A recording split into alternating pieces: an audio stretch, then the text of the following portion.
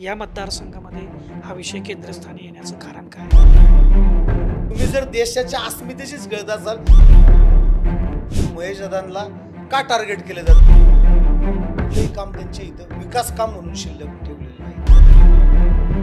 याच्यामुळे दोन समाजामध्ये तेढ निर्माण होत नाही का?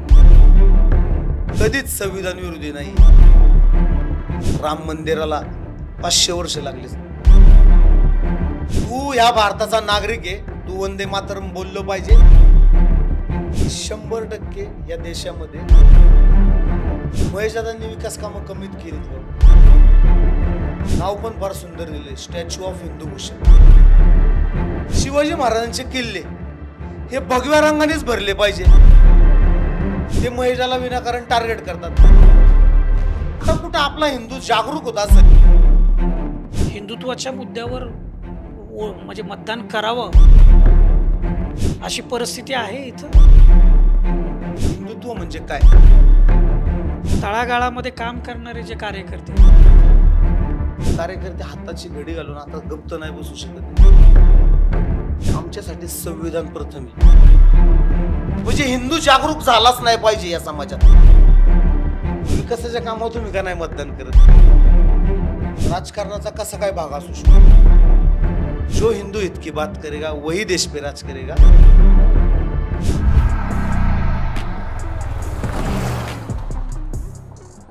पोस्ट ग्रॅज्युएट डिग्री कोर्सच्या माध्यमातून परिपूर्ण राजकीय नेतृत्व घडवणारं आणि प्राध्यापक राहुल कराड यांच्या संकल्पनेतून साकारलेलं भारतातील पहिलं institute MIT school of government.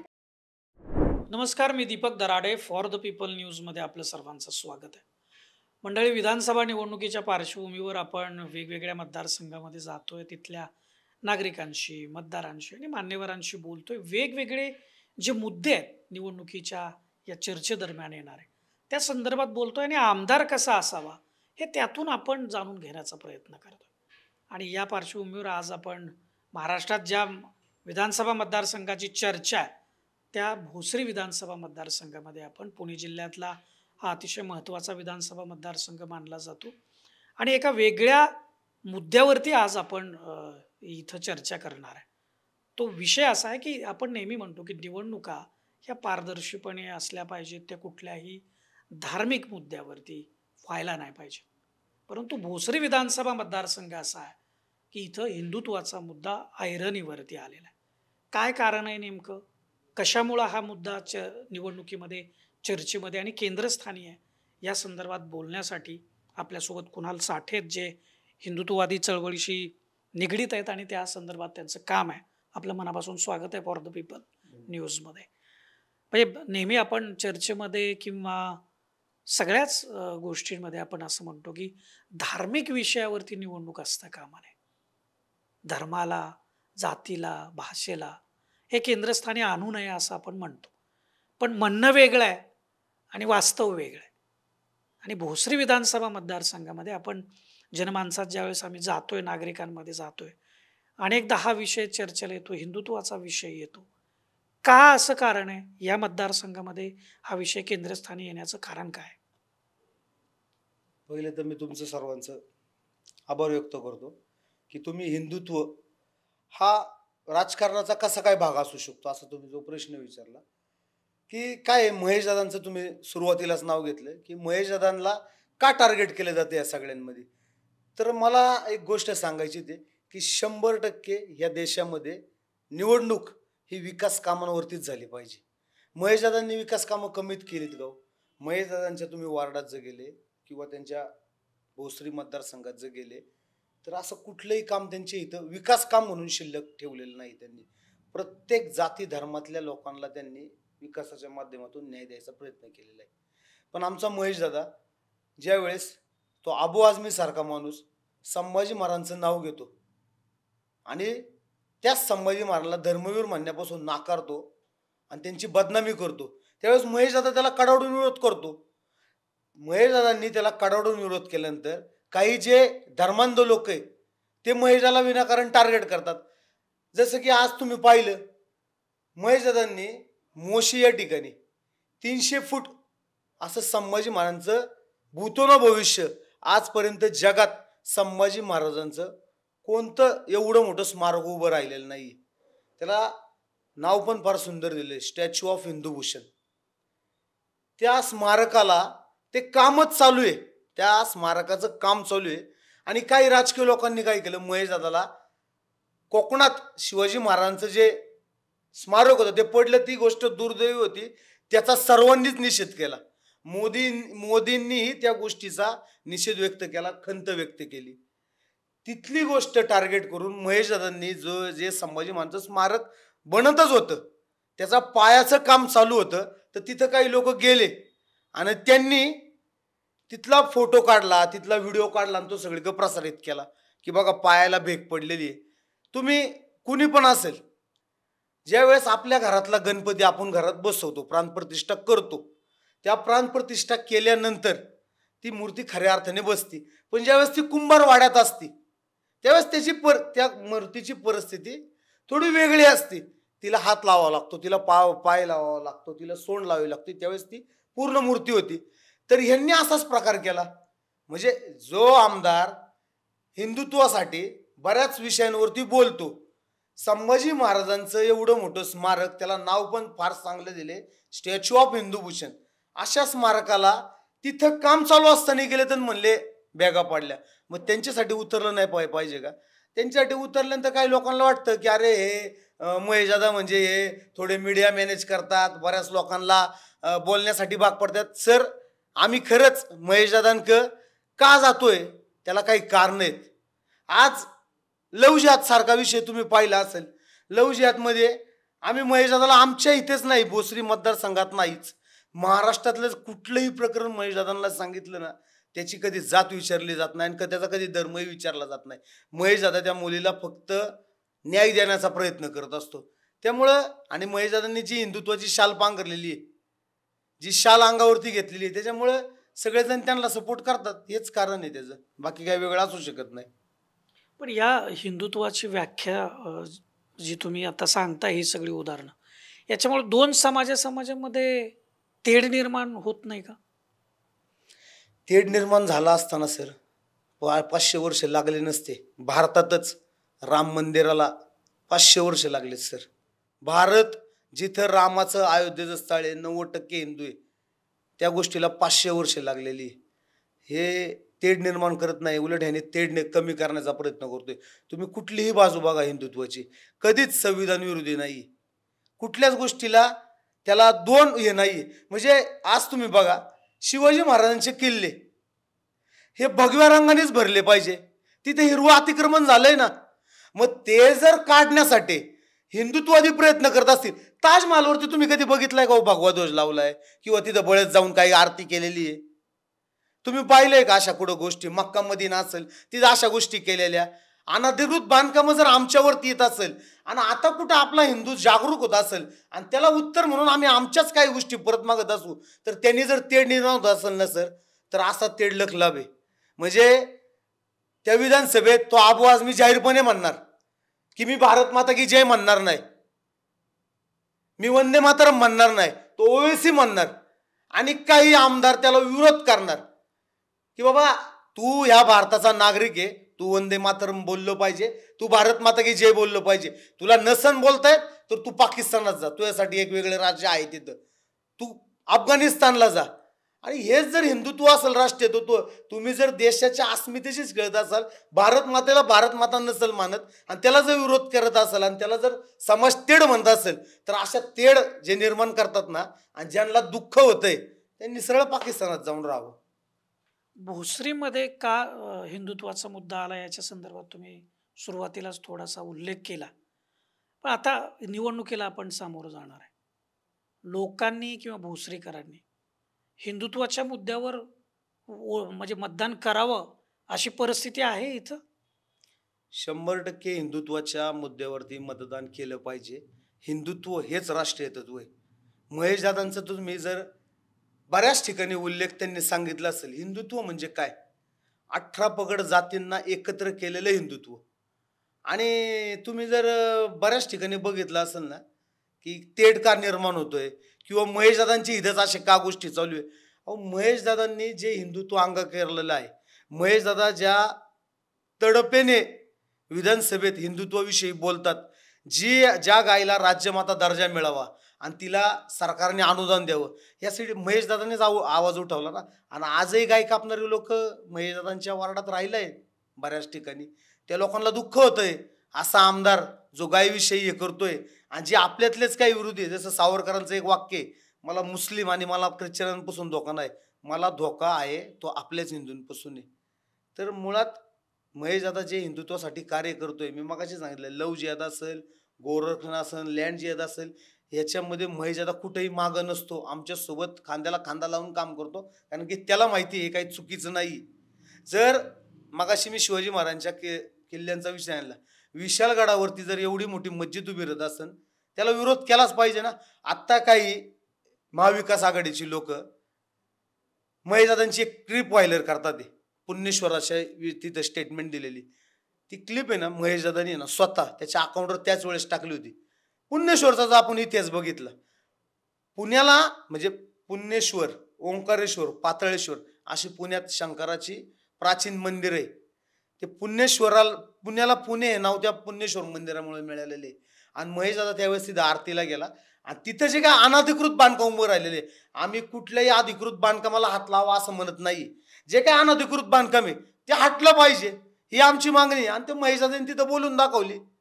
आणि त्या आत्ता काही राजकारणांनी ती आत्ता इलेक्शनमध्ये, महेशदादांनी कधीच ही इलेक्शनमध्ये गोष्ट आणली नाही. महेशदादांनी ती जी क्लिप टाकली ती 1 वर्ष अगोदर टाकलेली. आत्ता काही राजकारणी लोकांनी महेशदादाची क्लिप बाहेर काढलीत आणि बघा महेशदादा कसा मुस्लिम विरोधी असा दाखवण्याचा एक ते प्रयत्न करतात. ते महेशदादांनी त्या दिवशी सांगितलंय की मी ती क्लिप आज नाही 1 वर्ष अगोदर माझ्या स्वतःच्या अकाउंटवरून टाकलेली. आणि असा आमदार ज्यावेळेस हिंदुत्वाविषयी बोलतो तर साहजिक आहे त्याला काही गोष्टी सहन कराव्या लागत आहे. पण पूर्ण हिंदुत्ववादी संघटनेची ताकद ही महेशदादाच्या मागे एकदम ठामपणे उभी आहे. महेशदादाचं हिंदुत्व हे फार व्यापक हिंदुत्व आहे.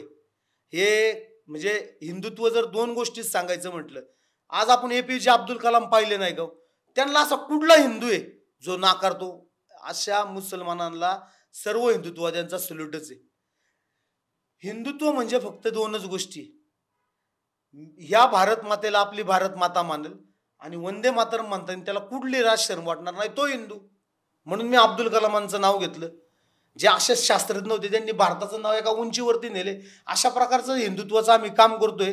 आणि काही जे समाजकंटक आहे त्याला एक वेगळं वळण द्यायचा प्रयत्न करतात ते, पण त्या सगळ्या प्रयत्नांना आम्ही हाणून पाडू आणि 100% महेशदादांच्या पाठीमागे ठामपणे उभे राहू. याच्यामध्ये कुठलाही ताणतणाव निर्माण होत नाही असं मला वाटतंय. बऱ्याचदा आपण बघतो की नेते हिंदुत्वाची व्याख्या वेगळी करतात. जे तुम्ही आत्ता मला सांगितलं व्यापक हिंदुत्व, म्हणजे ते सर्व समाविष्ट हिंदुत्व आहे असं सांगितलं जातं. परंतु ज्यावेळेस कार्य करण्याची वेळ येते त्यावेळी तळागाळामध्ये काम करणारे जे कार्यकर्ते आहेत त्यांच्याकडून मात्र मॉब लिंचिंग वगैरे असे प्रकार होताना दिसतात. या गोष्टीकडे तुम्ही कसं बघता? आता मॉब लिंचिंग हे गोरक्षणात बऱ्यापैकी त्या विषयामध्ये जास्त होते. तर तुम्ही जसं म्हटले की काही राजकारणी त्याला एक वेगळं वळण देण्याचा प्रयत्न करतात. तुम्ही जर, आम्ही सगळे संघात काम करतो, संघाचं पाहिलं असेल तुम्ही, म्हणजे आज आपल्या धर्मामध्ये तुम्ही ख्रिश्चन समाजाच्या काही लोकांना पण बऱ्याच ठिकाणी जसा हिंदू जागरूक होतोय तसा त्रास देण्याचा प्रयत्न होतो, तो आम्ही अडवण्याचा निश्चित प्रयत्न करतो. तो का होतो बघा तुम्ही, संघामध्ये एक सामाजिक समरसता नावाचा आयाम चालतो. त्याच्यामध्ये ज्या सेवा बसत आहेत म्हणजे झोपडपट्टी बागे तिथे जाऊन सेवा करण्याचं काम करतात. म्हणजे आपल्या धर्मामध्ये पण सामाजिक कार्यकर्ते तयार नाही. सिंधुताई सपकाळ झाल्या, अण्णाभाऊ साठे झालेत, असे बऱ्याच देशामध्ये बरेच आपले सामाजिक कार्यकर्ते तयार झाले. पण तुम्ही एकही उदाहरण दाखवा की त्यांनी कोणाची तरी मदत केलीत आणि त्या मदतीच्या माध्यमातून धर्मांतरण केले, असं एकही उदाहरण पूर्ण भारतामध्ये आपल्याला कुठं मिळणार नाही. आम्ही ज्या सेवावस्थांमध्ये काम करतो, आम्ही स्वतः बजरंग दलाचे असू, पण आम्ही त्याची सेवा करताना त्याचा कधीच धर्म विचारत नाही. आणि जरी कळला आणि त्याच्याकडून आपल्याला मदत झालीत म्हणून त्याचं धर्म परिवर्तन आम्ही कधीच करत नाही. आणि हेच तुम्ही उलट घ्या ख्रिश्चन समाजाचं. आदिवासी भागात जातात, आपल्या लोकांना ते सेवेच्या माध्यमातून असेल किंवा त्यांना अंधश्रद्धेच्या नावाखाली त्यांना वेड्यात काढायचं काम करतात आणि त्यांचं धर्म परिवर्तन करतात. आणि ही गोष्ट जग जाहीर आहे. त्यावेळेस काही कार्यकर्त्यांना ते असं काम करताना भेटतात. आणि तिथं काय होतं माहिती आहे का सर, म्हणजे माझ्या डोळ्यासमोरची उदाहरण आहे, ते आपल्या देवाच्या मूर्त्या, आपल्या देवाचे फोटो असे बाहेर काढतात आणि असं दाखवतात की बघा तुमचा देव हा काहीच करत नाही, आमचा देव लाकडाचा आहे, आमचा देव असा आहे, आमचा देव आत्ताचा आहे. त्यांना काही स्टेरॉइड सारखे इंजेक्शन दिली जातात. म्हणजे महेशदादांचं तुम्ही नाव घेतलं ना, आळंदीसारख्या भागात येशूचं रक्त पाजून त्याच्यामध्ये स्टेरॉइडचं इंजेक्शन टाकून लोकांना बरं केलं जातं. आणि आम्ही हे म्हणजे तिथं रेड मारून म्हणजे असं घरात जाऊन पकडलेली ती गोष्ट. त्यावेळेस काही गोष्टी कार्यकर्ते गरम असतात, उत्साही असतात, त्यावेळेस काही गोष्टी अशा घडतात, त्या घडवण्या त्या कमी करण्याचा आम्ही 100% प्रयत्न करतो. ते पण एक घटना एक लेवलला जाते. म्हणजे आळंदीसारख्या भागात जर कुठला तरी पास्टर अशा प्रकारचं येशूचं रक्त पाजत असेल तर कार्यकर्ते हाताची घडी घालून आता गप्प नाही बसू शकत आहे. येणारा काळ फार बदललेला आहे. 2014 नंतरचा भारत बघाल तुम्ही, त्याच्या अगोदर हिंदूंनी जे काही संस्कार ते केलेले आणि आता आम्ही असं म्हणत नाही कधी की संविधानाची तोकड तोडावी. तुम्ही जर आम्हाला कधी विचारलं ना की तुम्ही धर्माला प्रथम मानता का देशाला प्रथम मानतो, कुणालाही विचारा, आमच्यासाठी संविधान प्रथम आहे या देशातलं. कारण की देश राहिला तर बाकीच्या गोष्टी राहणार आहे. तेच तुम्ही बाकीच्या लोकांना विचारा, त्यांचं उत्तर काय येतं. कोण जास्त तेढ निर्माण करतं. मॉब लिंचिंगचा पण प्रकार असाच आहे. गायी कापली जाते. आम्ही वर्षानुवर्षे आमच्या ग्रंथात किंवा आमचे पूर्वज सांगत आलेले, गाय आमची माता आहे, तुम्ही गायीला कापू नका. आणि कडूस सारख्या भागात एकादशीच्या दिवशी गाय कापलेली मिळते. कार्यकर्त्यांचा संताप होतो. गावरान गायी एकतर तुम्ही बघितलेली कमी होत चाललेली. काही 1-2 प्रकार असे घडतात, त्याला आम्ही थांबवण्याचा नक्कीच प्रयत्न करतो. पण तुम्ही आमच्या भावनांशी खेळता ना. मी मगाशी जे उदाहरण दिलं, तुम्ही आमच्या गरीब लोकांचं, आमच्या जे व्यवस्थित लोकांचं, त्यांना अंधश्रद्धेला भूल पाडून जर धर्मांतरण घडत असेल, तुम्ही देशात असं कुठेही बघा जिथं 1000 लोकांची वस्ती आहे हिंदूंची आणि तिथं 2 बाहेरच्या धर्मातले लोक राहतात, त्या लोकांना कधी आपला त्रास होणार नाही. आणि त्याचं उलटं उदाहरण घ्या, जिथं 1000 दुसऱ्या धर्माचे लोक आहेत तिथं आपली 2 लोक आहेत, त्यांचा त्रास बघा. एक तर ते हळूहळू कमी होतात किंवा तिथले सोडून जातात. तलवार दाखवून आपण कधीच कुणाचं धर्मांतरण केलं नाही. आणि भूलथापा किंवा आपल्या काहीतरी अंधश्रद्धेच्या नावाने खाली आम्ही कधीच कुणाचं धर्मांतरण केलं नाही. आणि असं काही ठिकाणी घडतं, हिंदूंची जी माता आहे तिला कापली जाते, आहे ना आमची माता, हे हसतात, अरे गाई तुमची माता आहे, तिच्या पोटात कुठे 33 कोटी देव. पण कसं आहे, आज विज्ञानही सांगते गाईचं महत्त्व काय. विज्ञानही सिद्ध केले. तुम्ही जर आज आयुर्वेदिकमध्ये बघचाल तर गोमूत्र असेल, शेण असेल, याच्यापासून अनेक आजार बरे होतात. हे येणाऱ्या काळात बऱ्याच गोष्टी, आता देश जसा बदलतोय तसं हिंदू धर्मातलंही बरंच बाहेर गोष्टी येतात की कशा प्रकारे गायीच्या, आता महाराष्ट्र सरकारने गायीला राज्यमाता दर्जा घोषित केलेला आहे. तो काहीतरी त्यांनी ते बघूनच केलेलं आहे सगळं. असं कुठंतरी भावना दुखवल्याचं काम केलं जातं आणि त्याच्यातून 100मध्ये एखादा मॉब लिंचिंगचा प्रकार घडतो आणि तोच मीडियाला दाखवला जातो. पण ते का होतं हे नाही दाखवलं जात. म्हणजे आज जर तुम्ही बघितलं असेल, आत्ता काश्मीरी फाईल्स पिक्चर आला तर किती लोकांनी त्याचा हे केलं, अरे हे तुम्ही असं कसं काय दाखवू शकता, आणि ते निर्माण होऊ शकतो.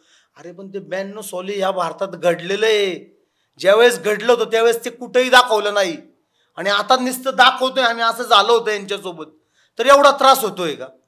म्हणजे हिंदू जागरूक झालाच नाही पाहिजे या समाजात, या देशात हिंदू झोपलेलाच पाहिजे तरच राजकीय पुढे हिंदू जागरूक होतोय. योगीजींनी जर सांगितलेले बटेंगे तो कटेंगे, म्हणजे का त्यांनी सांगितलेले. तुम्ही महाराष्ट्रात तुम्ही बघा, मराठा समाज असेल, ओबीसी समाज असेल, ह्याच्यामध्ये वाद कशा प्रकारे लावता येईल हे एक दाखवलं जातं. तुम्ही कर्नाटकमध्ये जावा, लिंगायत समाज हा हिंदूंपासून कसा वेगळा आहे ह्यासाठी एक सेपरेट टीम काम करते.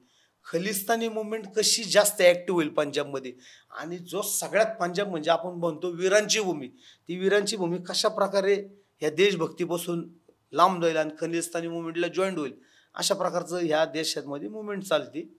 आणि त्याच पद्धतीने मग हिंदू जागरूक होतोय आणि ते आमच्यासारखे लोक काम करतात ते. आणि त्याच धर्तीवरती आपण पुन्हा महिलावरती येऊ की बाबा असा आमदार जो हिंदुत्व उघड उघड सांगत असेल आणि त्याचं व्यापक हिंदुत्व असेल आणि काही लोक विनाकारण त्या महिलाची बदनामी करत असतील तर आमच्यासारखे कार्यकर्ते 100% महिलांसाठी धावून येणार. कारण की आम्ही पाहिलेले हिंदुत्वाच्या बाबतीत कुठलाही विषय घेऊन जावा, विकास कामं तर त्या महिलांनी त्यांच्या भागात भरपूर केलेली, पण त्यांना विनाकारण कुठल्या ना कुठल्या गोष्टीमध्ये आणून बदनाम केलं जातं. मागं महेशदादांनी ते रिक्षावरती बाबासाहेब आंबेडकरांचा ते सहीचा विषय झाला. ते महेशदादाला जाऊन जरी तुम्ही सांगितलं असतं ना, चूक होऊ शकते माणसाकडून, तरी ती चूक पण त्याला एक त्यांनी प्रोपोगंडा केला. ती गोष्ट नेरेटिव्ह सेट करायची गोष्ट केली. संभाजी महाराजांचंही तुम्हाला उदाहरण दिलं, तिथेही नेरेटिव्ह सेट करायची गोष्ट केली. ते सांगितलं असतं आता ते काम चालू तरी ते झालं असतं, पण ते दाखवायचं आणि बदनामी करायची हा प्रकार चालतो. त्यामुळं आम्ही महेशदादांच्या सोबत ठामपणे उभे आहे या सगळ्या विषयामध्ये. आता मध्यंतरी भोसरी मतदारसंघात एक सभा झाली आणि त्या सभेत एक अभिनेता आला होता. आता खासदार आहेत शिरूर मतदारसंघातले, आणि त्यांनी फार वाक्य भारी सांगितले ते देऊन, धर्म ही अफूची गोळी आणि ती जर दिली तर मग हे ते अफूची गोळी खाल्ल्यावर कसं होतं तसं होतं. खासदार साहेबांना आत्ता ह्या सगळ्या गोष्टी आठवतात का? म्हणजे कुठला तरी आमदार हिंदुत्वाच्या मुद्द्यावरती बोलतो तर तिथं येऊन काहीतरी असं बोलायचं की धर्म ही अफूची गोळी आहे. मग ही अफूची गोळी ज्या वेळेस तुम्ही संभाजी महाराजांचा रोल करता चांगली गोष्ट आहे, शिवाजी महाराजांचा रोल करता चांगली गोष्ट आहे, पण शिवाजी महाराजांची जी नीतिमूल्य आपण अवलंबली पाहिजे. थोडक्यात जसं की 370 कलम ज्यावेळेस रद्द आला त्यावेळेस हे खासदार महाशय त्या लोकसभेत तिथं होते आणि त्यांनी 370 का काढला म्हणून विरोध केला. त्यांना त्यावेळेस काय गोष्टी दिसत नाही का? म्हणून हिंदूंनी फार जागरूक राहणं गरजेचं आहे. म्हणजे तुम्ही जर पाहिलं असेल हे अशा वेगवेगळ्या प्रकारचे स्टेटमेंट देऊन कुठल्या तरी आमदाराला बळच ते ह्याच्यामध्ये गोवण्याचा प्रयत्न करतात. पण तुम्ही जर पाहिलं असेल मुंबईमध्ये एक इलेक्शन झाली आणि उज्ज्वल निकम साहेब त्यांनी काय केले हो? उज्ज्वल निकम साहेबांनी जरी आत्ता इलेक्शन लढली असेल तरी त्यांनी जो कसाब होता, जो अंधाधुंद गोळीबार करत होता, ज्यांनी मुंबईवरती हल्ला केला होता, त्याला जिवंत एकमेव अतिरेकी तुकाराम ओंबळ्यांनी पकडला होता. त्याच्यानंतर त्या कसाबला कायद्याने फाशी, बरं का, असे त्याला फाशी द्यायला लाखो करोडो तरुण भारतातले आले असते, पण कायद्याच्या अंतर्गत कायद्यामध्ये बसवून त्याला फाशीची शिक्षा सुनावली. ते इलेक्शनला उभे राहिले.